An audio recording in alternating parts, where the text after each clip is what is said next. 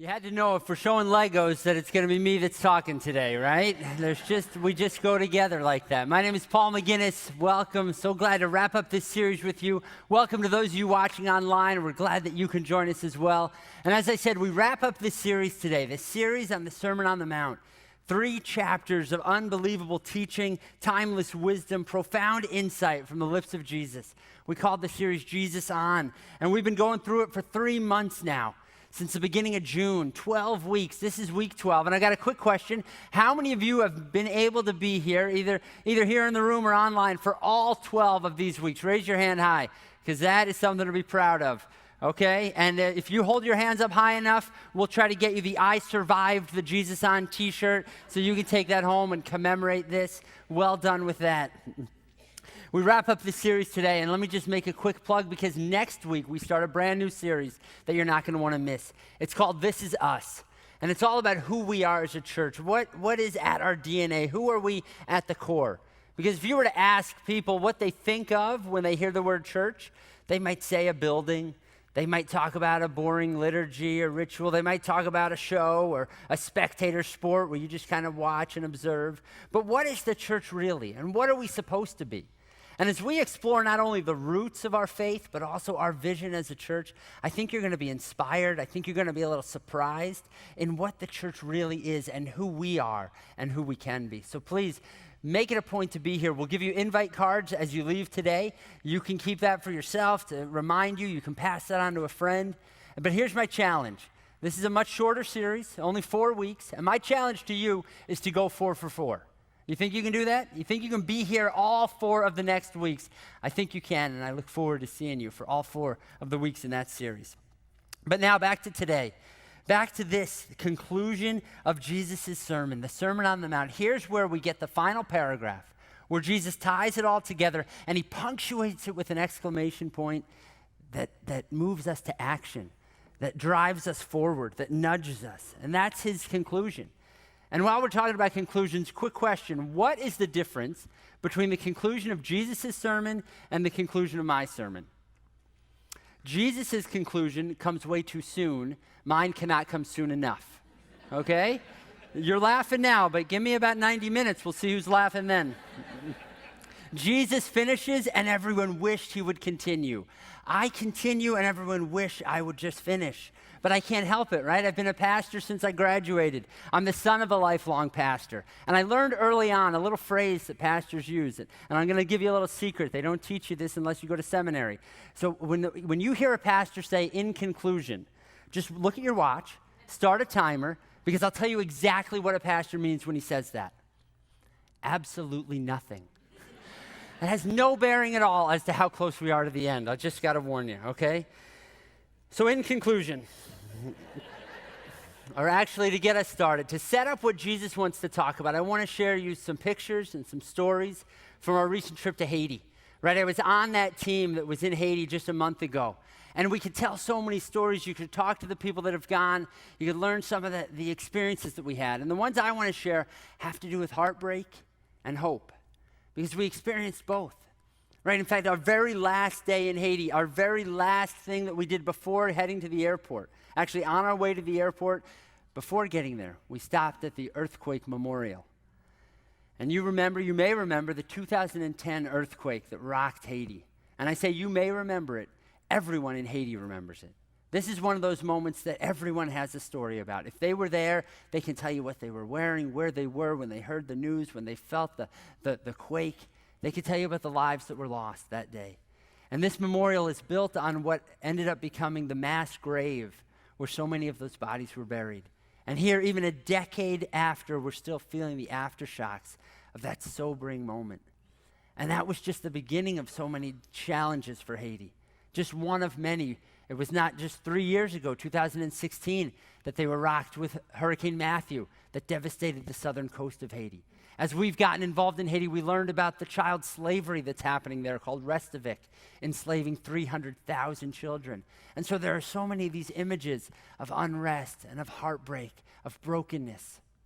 And yet that's not the only pictures of Haiti. Those aren't the only pictures. Those pictures actually give way to hope. Right? In the wake of that earthquake, millions of people got involved including people from Parker Hill, were on the ground helping with the relief efforts. It was at the 2-year anniversary of that earthquake that I had my first visit to Haiti, and we formalized a partnership where we're working with the leaders in those communities. It was just weeks after that earthquake in 2016 where a team of Parker Hill construction members and others went and helped to rebuild homes and lives. And that's where this picture was taken. And it captures some of the beauty, some of the hope, some of the optimism that's there as well. Because every team that goes will tell you that yes, there's brokenness, but there's also beauty. The leaders, the pastors, the teachers, the parents, they have an optimism and a confidence. We've seen churches that are vibrant, schools that are expanding, kids that are filled with this unexplainable joy. And everyone that goes will tell you that that's part of the picture of Haiti as well. And so there's these contrasts, right? There's these two pictures. And every time we go, we're faced with both of them. And I have a feeling that that is not unique to Haiti. That's not just something that's over there, right? That is something that's here as well. In fact, not just here, but here, right? If you look within even your own heart, even your own life, the lives of your loved ones, there's beauty and brokenness. There's heartache and there's also hope. I don't need to tell you this, you know. There's plenty of brokenness around us. You don't have to look far or read many headlines. Lives that are falling apart, marriages that are drifting and dying, relationships that are crumbling, hearts that have been broken, dreams that have been shattered. I could go on, but there's really no need. We all understand that. That's the life that we live in. But if you keep looking, and if you know what you're looking for, if your eyes are open, if your heart is open, you'll see hope as well. You'll see beauty as well. You'll see unshakable faith even in the midst of the hurricanes and the earthquakes. You'll see an unexplainable hope in spite of the sorrow that's all around us. You'll see an indescribable joy no matter what the circumstances. You know, you've seen it. You've had these moments, these beautiful memories. And so my question is, how do we move from this into this? How do we ensure that we don't live our lives here, but that we can experience this as well? How do we do that? How do we engage with this broken world, but also find the beauty? Is it just luck? Is it just only the strong survive, right? Whoever has the most strength and grit, whoever happens to just make it out unscathed? Is it just a cosmic accident, right? Nobody really knows. Is there anything that we can actually do to move us from the brokenness and toward the beauty? Isn't that the question? What if I were to tell you that that's the very question Jesus has been answering in this sermon for the last 3 chapters and the last 3 months? What if I were to tell you that the entire point of the Sermon on the Mount, the entire point of Jesus' whole life and ministry was to move us from the brokenness and toward the beauty? Imagine that. Imagine someone who said, in this world you will have trouble, but take heart, I've overcome the world. I can bring you through this. I came from the beauty and the hope, and I came to this brokenness, and I want to bring you out. What if that's what Jesus was offering in this sermon? So let's take a look at Jesus begins to wrap up. There's several stories that he tells, and I'm not going to spend much time in those stories, but he's going to set up this same contrast. He's going to show the beauty and the brokenness, and I want you to see that contrast, and I want you to understand the context for the very final paragraph. So Matthew chapter 7, verse 13, probably under his breath, Jesus said in conclusion, "Enter through the narrow gate, for wide is the gate and broad is the road that leads to destruction, and many enter through it. But small is the gate and narrow the road that leads to life, and only a few find it." You see the distinction? There's 2 paths. It's very clear, right? There's a wide gate and a narrow gate. There's a broad road and a small road. There's destruction and there's life. There's many and there's few.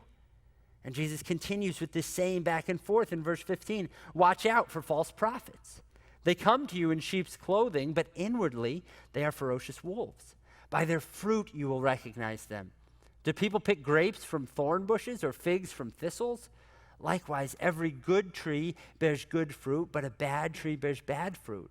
Good trees can't bear bad fruit, and bad trees can't bear good fruit. So there's 2 teachers, there's 2 trees, there's wolves and sheep, grapes and thorns, figs and thistles, good trees, good fruit, bad fruit." He keeps going back and forth, and he's not done. Verse 21, not everyone who says to me, Lord, Lord, will enter the kingdom of heaven, but only the one who does the will of my Father who is in heaven. Many will say to me on that day, Lord, Lord, did we not prophesy in your name? In your name did we not drive out demons? And in your name did we not perform miracles? Then I will tell them plainly, I never knew you. Away from me, you evildoers. So we've had two paths and two trees and two teachers, and now there are two people. There are those who say certain things, and there are those who actually do things. There are those who know about Jesus and those who know Jesus. There are those that could be called fans, and there are those that are truly followers. And Jesus keeps going back and forth, and he's raising the stakes, and he's building his momentum, and he's building this crescendo. He's reaching his climax with these vivid pictures and these stark contrasts. And then he says this, therefore, to wrap up everything I've been saying, to put a bow on this, therefore, everyone who hears these words of mine and puts them into practice is like a wise man who built his house on the rock. The rain came down, the streams rose, and the wind blew and beat against that house, yet it did not fall, because it had its foundation on the rock. But everyone who hears these words of mine and does not put them into practice is like a foolish man who built his house on the sand. The rain came down, the streams rose, and the wind blew and beat against that house, and it fell with a great crash.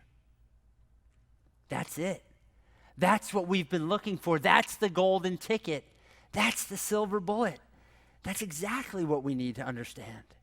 In just 4 verses and this one unforgettable picture, Jesus tells us exactly how we can avoid the brokenness and move toward the beauty, how we can move through the heartache and toward hope. You see, he tells this story of these two builders, these two storms, these two guys who have two very different destinies. But before we get to their different destinies, before we get to what separates them, do you notice how much they have in common? Do you realize that they have so much similar with one another? Both of them heard Jesus' words. Verse 24, everyone who hears these words of mine, and then he goes on and talks about the one guy. And verse 26, everyone who hears these words of mine, and then he talks about the other guy. So they end up in different places, but they all heard the same thing. They all had the same information. They all knew the same stuff and had the same access. And then they both built houses, right? Verse 24, a wise man who built his house, and there's a foolish man who built his house. But they both did something with what they heard, right? They had the raw materials and they did something with it. They heard and they built, and get this, they both experienced storms. Verses 25 and 27 are word for word identical. The rain came down, the streams rose, the winds blew and beat against that house. So far, everyone's on the same playing field. Everyone is level, right? Everyone has heard the same thing. Everyone is doing something with what they've heard, and everyone is experiencing storms. There is no difference. It's true for everyone, and it's true for every one of us. What I've just said, it's true for you as well. You have heard. You have heard Jesus' words. Now, from looking at our survey earlier, you haven't heard it every single week over the last 12 weeks, but I'll forgive you for that. That's all right. We might get behind. We might miss a service now and then. That's not the point I'm making here. We might get behind in our reading, but we have access. We have access. We have heard the wisdom and the words of Jesus. We have accounts of the biographies of his life and his teaching. We have a church that can show us what Jesus has said in the way of Jesus and help us walk in that path. More than any other generation in history, we have access to God's word. We have access to the life, the teaching, the wisdom, the authenticity of Jesus. So we have heard. In fact, just in this series alone, look at what we've heard. We've heard Jesus, and these are the topics that just in the last 3 chapters, Matthew 5 through 7, we've heard what Jesus has to say about happiness and influence and anger, Jesus' directions for purity and revenge and authenticity, prayer, generosity, anxiety, judgment, love. We've heard, we understand, we know the wisdom, we have access to that.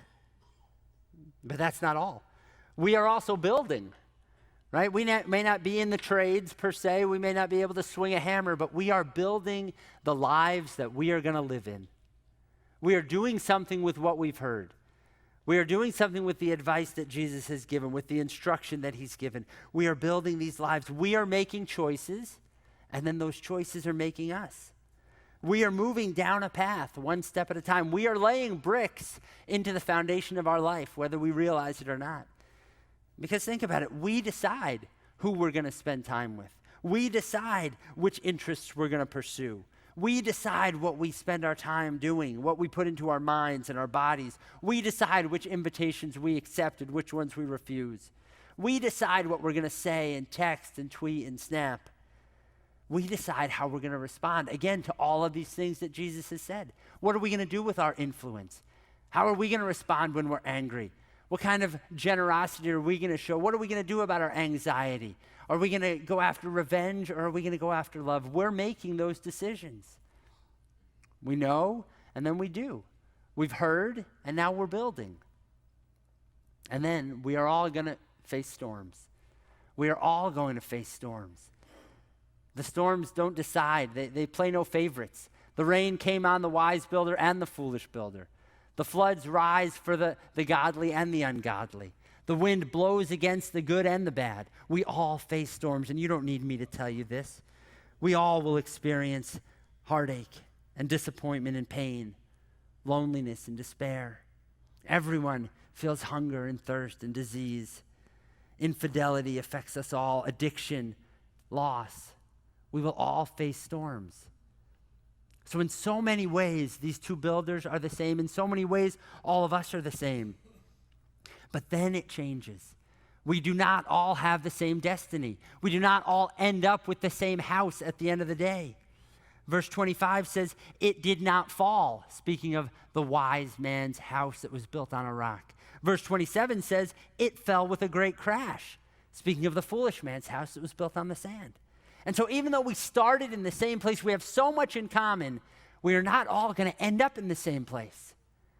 And so what makes the difference? Why is it that some crash and some stand firm? Why is it that some seem to live in the brokenness and others can find their way to the beauty? Some seem to live in the heartache and others can find their way to hope. Why do some marriages last and others fall apart? Why do some people's character remain intact and other character just crumbles? Why do some relationships thrive and others just sour? Why is it that some legacies endure while others disappear as soon as the person's gone? What makes the difference? I'm sure that's what you want to know. That's what I want to know. That's the burning question. How do we avoid more of this and experience more of this? And Jesus is going to tell us. But first, I think it would be good if we talk about river bifurcation. Wouldn't you agree? That seems like a fitting thing to talk about now, because I know some of you came in and you were like, boy, river bifurcation has really baffled me, and I hope we can get a handle on that. So I'll just try to clear up the record. Bifurcation literally means fork. It's from a Latin word that means fork. And a river bifurcation is the scientific name of what happens when a creek, for some reason, splits. And you've seen this happen just with water in your driveway, or, there's something makes the water split. And in most cases, the water will split, and then it'll come back together again, and it'll just make a little island there. But in some cases, if the situation is just so, the water will split, and it will never return together again. It will form two separate streams permanently. The best example of this is in Wyoming, at this river. The river splits right there. And part of that river turns into what is now known as the Atlantic Creek. And it heads east, and it meets the Missouri River and the Mississippi River, and it drains into the Gulf of Mexico and the Atlantic Ocean. And part of that same creek heads west and doesn't stop till it reaches the Pacific Ocean. And that sign on the tree says the parting of the waters. Pacific Ocean this way, Atlantic Ocean this way. And from that very point, nothing is quite the same again. That point is fittingly called parting of the waters. The creek is called the Two Oceans Creek, and it turns into the Atlantic Creek and the Pacific Creek. It's a fascinating place in the woods of Wyoming. But this doesn't just happen in Wyoming. This happens in our lives all the time, doesn't it? People who have so much in common, and yet something happens, and they end up in very different places. Think about your siblings. You grew up in the same home, perhaps with the same parents, and yet you're in very different places now. Think about that childhood friend or that kid you played on the soccer team with. You guys were on the same team as kids, and yet you've taken very different paths since then. How about you and your roommate? You had so much in common in college, and yet now you're on very different roads. How about you and that colleague? You started at the company at the same time, but you're not in the same position now. How about two people who are diagnosed with the same illness? They respond to that very differently.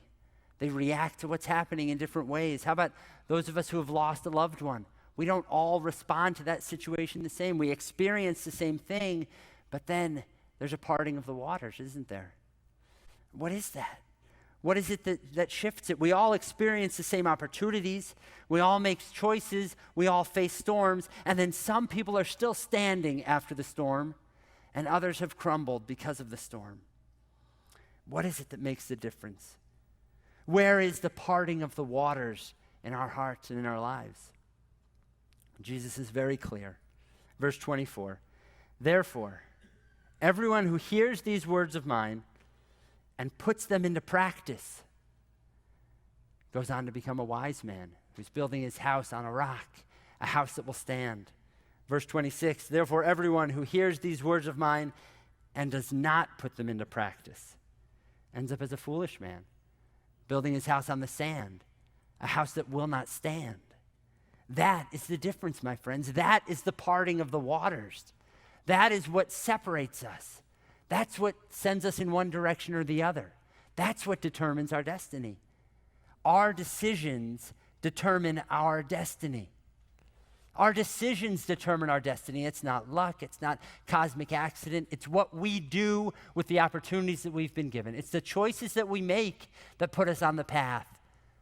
Our decisions determine our destiny. You might not like that, but you can't really argue with the logic, right? If you head down this path, this is where you're going to end up. If you head down this path, this is where you're going to end up. And those of us that have lived a few years and we can look back, it makes so much sense. If you do those kind of things with your money, this is what's going to happen. If you hang out with those kinds of people, this is where you're going to end up. It's very clear.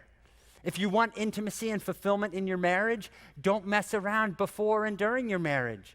If you want financial stability, don't spend more than you make and don't get into debt. If you want to be trusted and respected, then be honest and dependable. If you want to have a great relationship with your kids when they're old, love and lead them when they're young. If you want positive friendships that'll last throughout time, invest in positive people time after time. If you want a firm foundation later, build it now. That's what Jesus is saying. That it's our decisions that will determine our destiny. It's not our desires. It's not how much we know. It's not what we think. It's what we do that determines where we're going to end up. You can't wait for the storm and then decide what kind of house you're going to build. You have to build that house ahead of time. You have to lay that foundation now, little by little, step by step, brick by brick. You can't put that off and then all of a sudden bring it together. So to drive this idea home, I've got a gift for you. So ushers, you can come down, you can pass those out. Do not tell my son, because last night I went into his room, I raided his toy box, took all the Legos, and now you get them. So you're welcome, and here's why. I've heard, I should say, that childbearing and giving birth is very painful. That's what I've heard. My wife has delivered 4 beautiful children. I'm thankful for that. But there is no pain like stepping on a Lego in the middle of the night with bare feet. There is no pain like that. And there is no way to get around that, right? They don't give you epidurals for Legos, right? So you get the Legos. So we'll pass down the rows. Go ahead and take one, pass the tray along to the outside. Take one Lego. Don't spend too long figuring out which one is yours, but go ahead and take one, look at it, pass the rest along, and then I want you to grab that Lego, hold that in your hand, and I want you to imagine all the things you could build with that. Imagine what you could do with that one Lego. Imagine what that could be a part of. And just to help your imagination, I'll show you some pictures from Legoland. Several years ago, I was able to take my kids to Legoland down in Florida. They can build anything with Legos. This is a built-to-scale Ford Explorer there in Legoland. This is a life-size Brachiosaurus built out of Legos. There are entire cities built out of Legos. There's all the scenes from the Star Wars movies built out of Legos. You can wander around there for days playing with Legos, building with Legos. And here's my question. Take the one in your hand. What would it take? What is the process to take this pile of random Legos and turn it into a 20-foot Brachiosaurus? How do you do that? One brick at a time. You do it one brick at a time. You don't just do it all of a sudden. It's not just one decision. It's one step at a time. It's not one big move. It's lots of small decisions. And listen, friends, the same is true with the lives that we are building. You don't get to build a firm foundation all of a sudden. You don't build a solid life just out of the blue. You don't secure your destiny just once and for all. It's not one defining decision. It's not one crucial choice. It's not by putting it off now and then flipping a switch later. It's lots of steps in the same direction, lots of decisions down the right path, lots of bricks that build a firm foundation. And that is what I want for you. You are going to face storms, and I want you to be the ones who survive the storms. But you need to prepare for that now. Now is the time to start making the right choices, doing the right things, building the right foundation. That's what I want for you, and that's what I want this Lego to represent. I don't know what that decision is for you, but it could be this small. But it's one small step in the right direction. It's one deliberate decision that's going to point you toward the right destination. It's one little Lego that can be part of a firm foundation. What does that need to be for you? I may not know that answer, but you and God can figure that out. What's that one decision that you need to start being consistent about? I want you to make one move as we wrap up this series, as we wrap up this sermon. Make one move. But first, let me tell you about Gary Jansen. Gary Jansen always wanted to be a writer, but he didn't know where to start. So he just decided he would take 1% of every day and practice writing. Do you know how much 1% of 24 hours is? 14 hours and 24 seconds. So he just rounded up to 15 minutes. If you could take 15 minutes, and he just says, I'm just going to write for 15 minutes every day. And he would tell you that some of that stuff that he wrote early on, most of that nobody ever read because it wasn't any good. But do you know what happens when you write for 15 minutes every day for a year? You've spent 5,000 minutes writing, and you're starting to get a little bit better.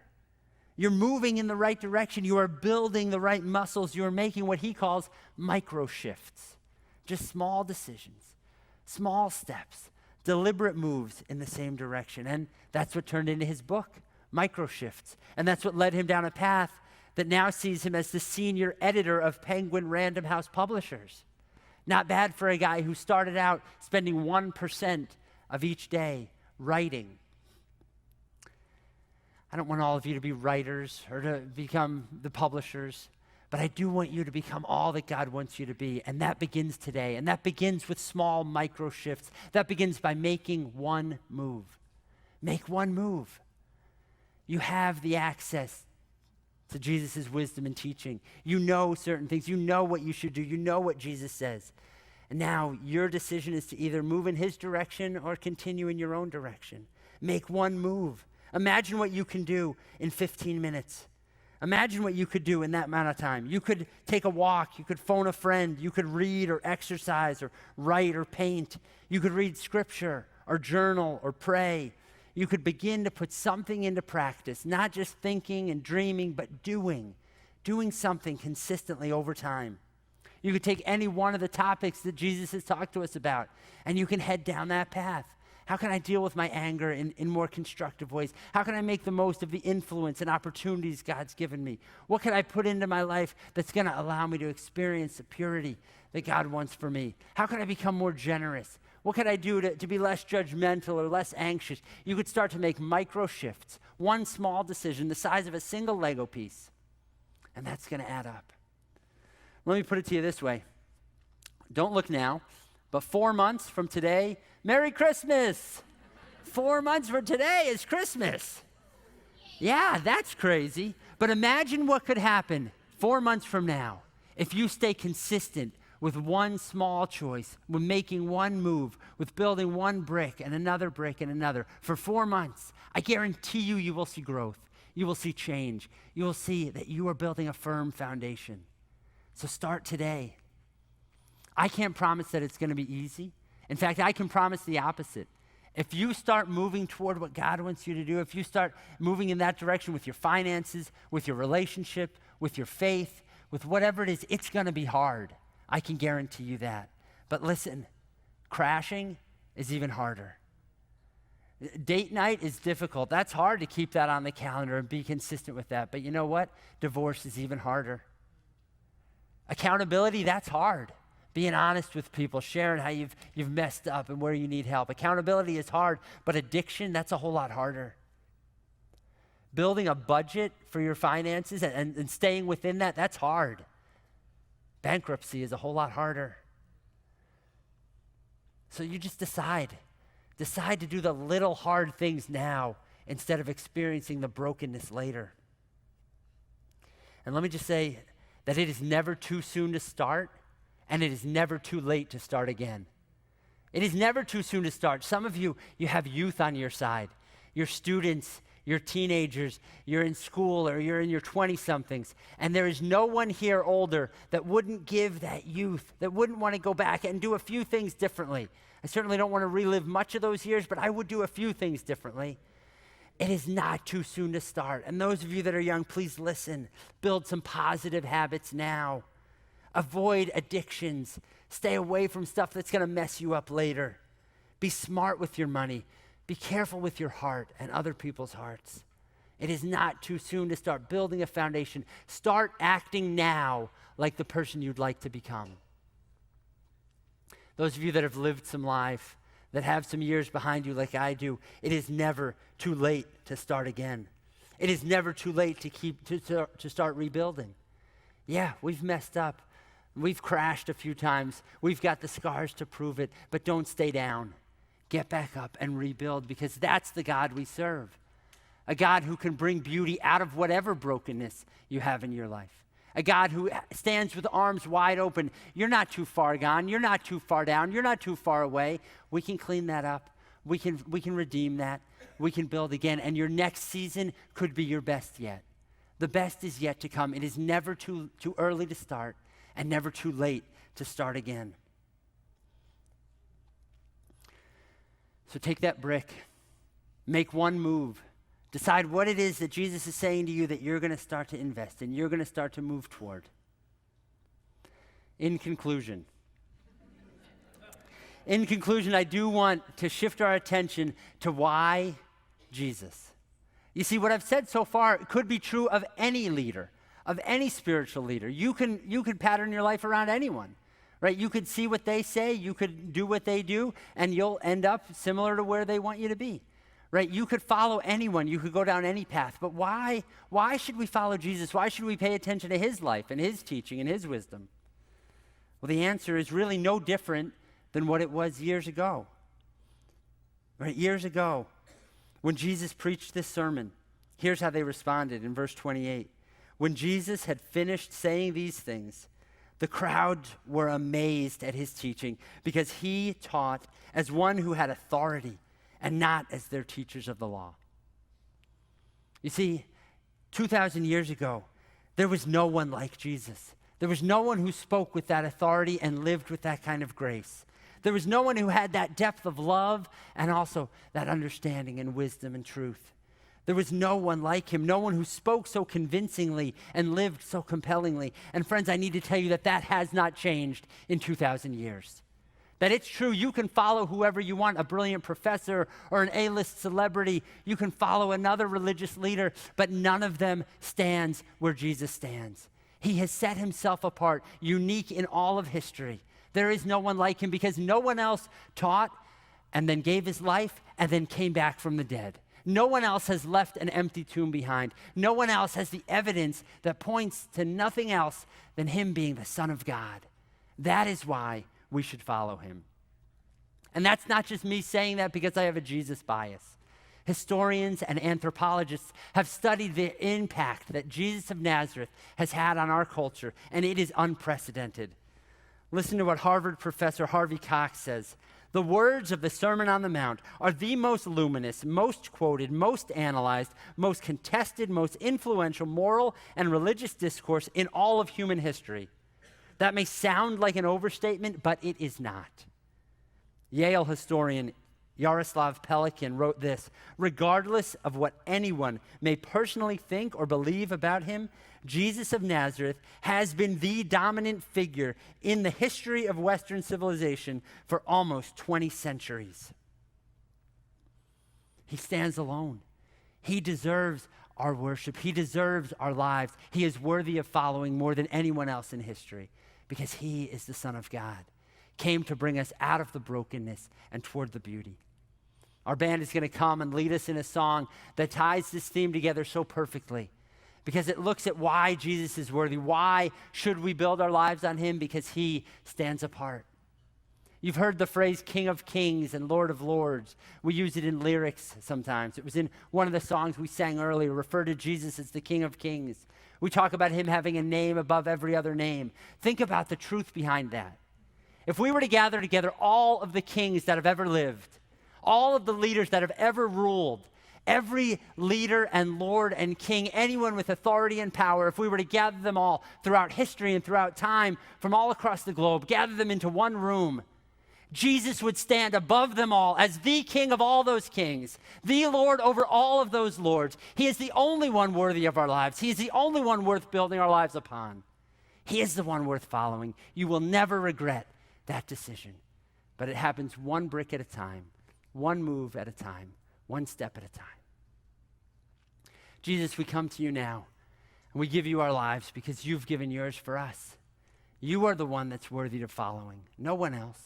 No one else can offer what you offer. No one else gives the life that you give, the hope that you give. No one else can bring us through the storms of life and give us hope. No one else can help us find beauty in the brokenness that we've made of this world. And so, Jesus, as hard as it is, and as much as we're tempted to do otherwise, we give our lives back to you, one step at a time, one move at a time, one brick at a time. We've messed up plenty of times in the past, and we embrace the forgiveness and the hope that you offer. And today we start fresh, young and old. We start moving in the right direction and building a life that will last on the foundation that is you. In your name we pray. Amen.